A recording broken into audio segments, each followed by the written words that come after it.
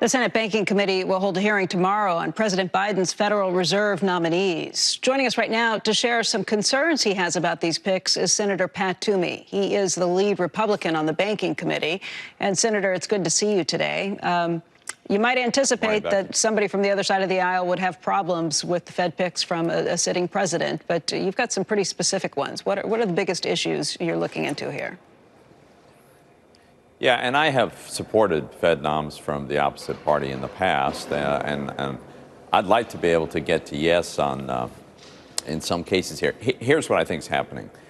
I think this set of noms, and specifically Sarah Bloom Raskin, her candidacy as the vice chair for supervision, in some ways it's a referendum on the idea of whether or not the Fed should do the legislative work of Congress, whether the Fed should be empowered to engage in policy decisions that have nothing to do with their mandate. And specifically, she's a very capable, very intelligent person. She's got a background in this area. She has recently and repeatedly and expressly advocated that financial regulators generally, and the Fed in particular, allocate capital away from the fossil fuel sector, for instance, because she thinks climate change is just such a serious thing that the Fed simply has to step up and do this.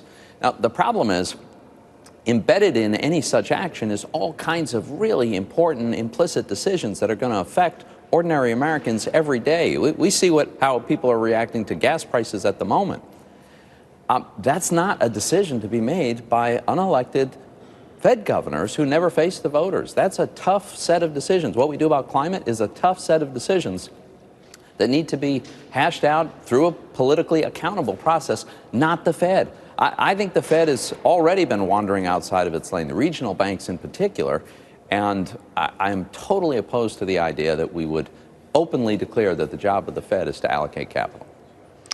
Senator, we should point out that Sarah Bloom Raskin was a contributor for CNBC until recently.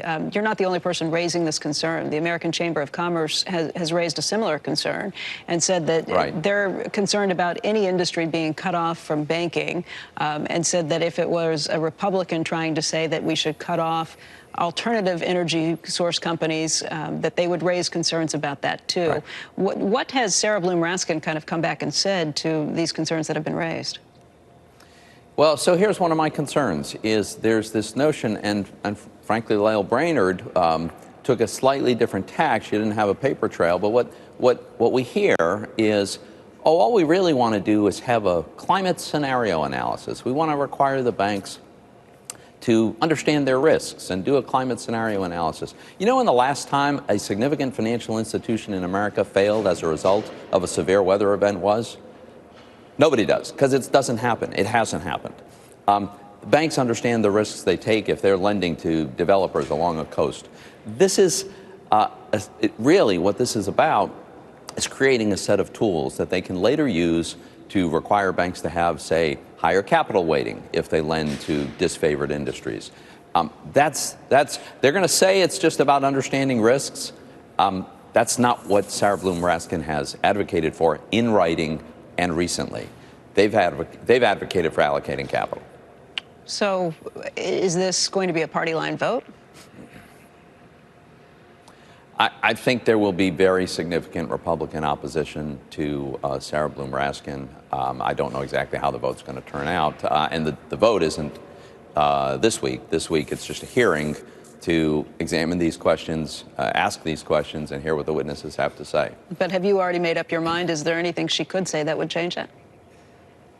It's hard for me to see how I could get to yes in this case, short of a convincing, complete repudiation of the things that she has advocated for, including recently.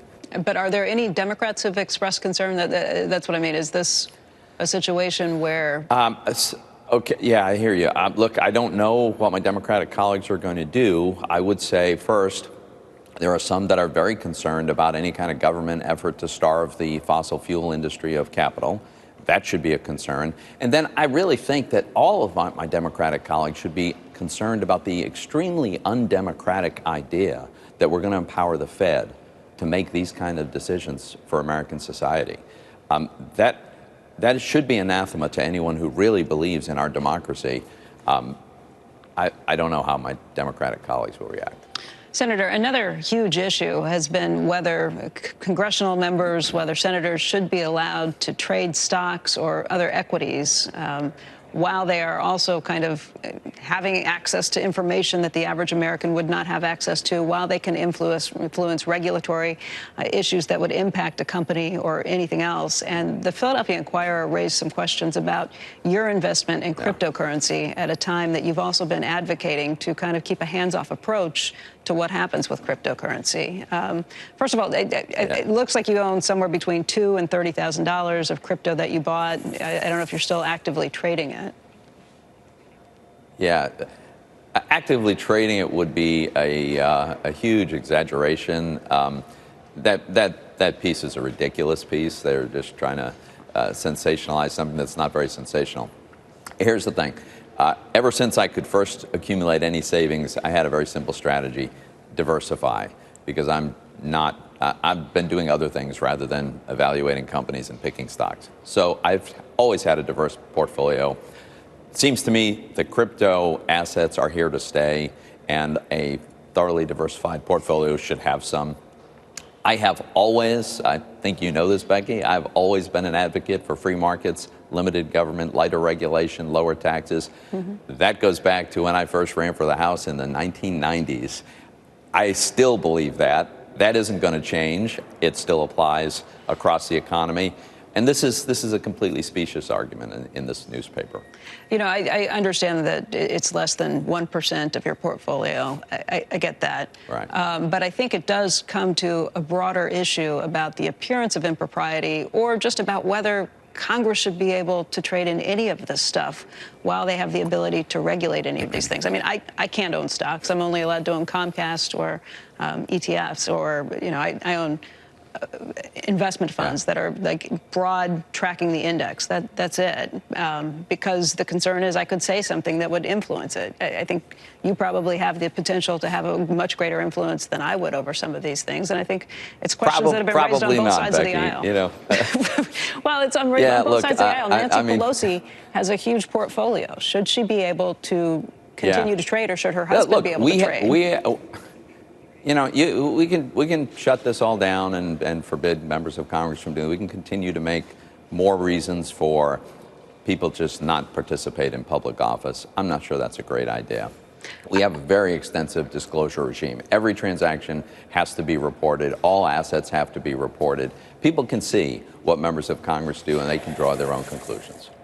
The only thing that I would say to that is, look, I think it's a good idea to have people making these decisions who are experienced in these arenas, who understand how financial markets work. I think it's crucial, in fact, that they have that sort of experience. But why not have a blind trust? I mean, if you go into the White House, you can't actively trade on this stuff. You have to sell. If you're coming from Goldman Sachs, you have to either sell it or put it in blind trust where you're not going to be able to touch any of that stuff while you're actually in the office. Yeah, and you could do that, right? And then where does that end? So what about Chuck Grassley? Chuck Grassley lives on a farm. He owns that farm. If he votes on anything that has to do with agriculture, does he have to sell his farm?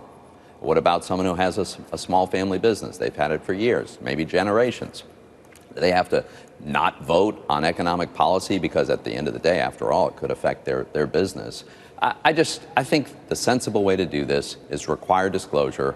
That's what we do. Everybody can see all the trades that a member of Congress engages in, and if people think that there's something untoward, they can hold them accountable. Hey, Senator, just separately, do you feel the same way, therefore, about the Federal Reserve? Do you feel the same way about the SEC? Do you feel the same way about the White House? Yeah, the policies there are much stricter, and the question is why they're stricter there but not in Congress. And I would argue the reason they're not stricter in Congress is because Congress doesn't want to regulate itself.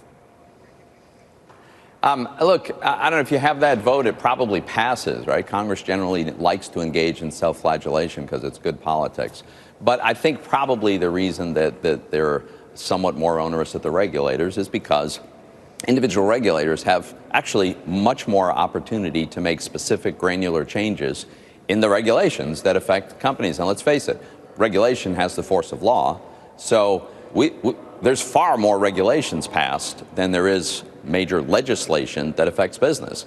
And so I get that, and people can argue about what the right level of scrutiny and restrictions should be on regulators' portfolios, but I understand the logic by which it's more onerous even than what we have in Congress. Senator Toomey, I want to thank you for your time today. We'll continue to monitor what happens with these Fed nominations, and hopefully you can come back and talk to us a little bit more about it. All right, great. Thanks for having me. Okay, thank you.